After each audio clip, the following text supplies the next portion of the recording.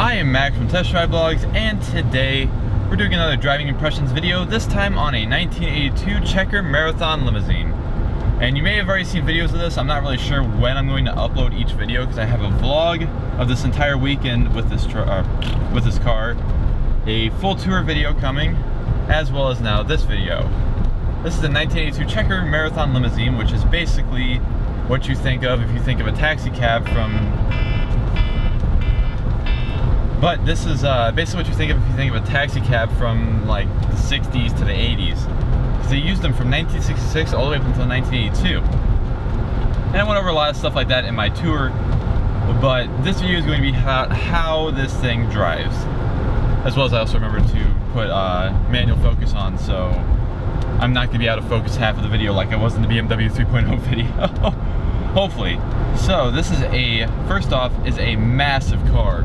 This thing probably weighs twice as much as my Ford Ranger does. I'm not even joking. Everything is steel. All the body panels are still steel. Like, everything is the same as it was whenever this car was first introduced in 1966. And it was also way overbuilt to, you know, survive the duties of being a taxi in New York City. So they're way overbuilt, they're extremely heavy, they're extremely slow.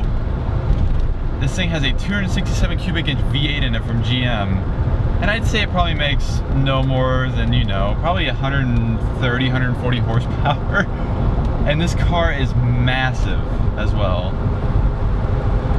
It's just, it's not a good combination for something that you want to go fast in. But this isn't a car that was made to go fast. This is a car that was made to chauffeur people from point A to point B in the cities usually. So the big thing is how comfortable it is, which, at least for me, the front seat isn't that fantastic.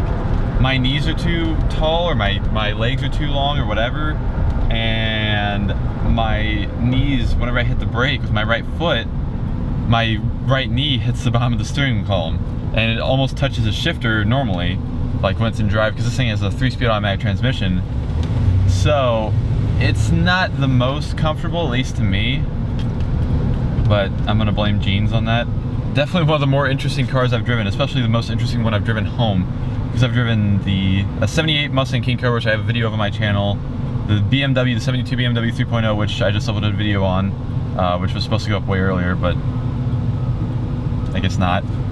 And now this thing. The best thing about this thing is just everybody looks at it. Nobody cannot look at this thing as it passes by. Like, they don't know what it is usually. And I took it to a car show, a local car show last night, and everybody looked at it. Everybody asked me questions about it, like everything. So yeah, it definitely gathers a lot of attention, which could be a good thing, could be a bad thing. So now we're on the highway here, reaching 60 or so. That's what the speedometer says, at least. I'm not sure if it's actually like very close to being right on or not. I've almost maxed out the speedometer. I'm only at 65. But it cruises on the highway pretty well. The 3-speed automatic is kind of at a high, I think the engine's at a high RPM. I can't really hear it that well because this thing is so quiet. The engine is actually extremely quiet itself. And then all the wind noise and crap whenever you get going makes it even harder to hear. So I don't know what RPMs the engine's at right now, but it seems, I don't think it's not very low. I know that much. Probably at least 2,500 to 3,000. It's got a little bit of power once you get up to speed. It's just extremely slow to get going. Like, and it does not want to go up hills at all. Hills are this thing's enemy. So all you have for gauges is a speedometer, which I mentioned. It only goes up to 80 miles per hour. And your fuel gauge, which is massive because that's the only gauge. It's the same size as the speedometer. There's a carnival, dude. I want to go to the carnival. I went to that last year and it was terrifying. This thing also is one of those ones you have to really watch and make sure you're in your lane. You can drift really easily because the steering isn't very tight, I guess I should say.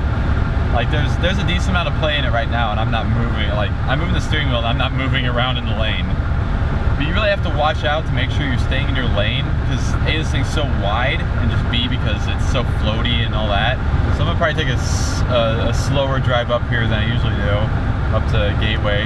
It floats all over the place. The wind picks it up real easy. Like, it pushes it real easy, I should say, while you're driving at 60, 65, or however fast I'm going.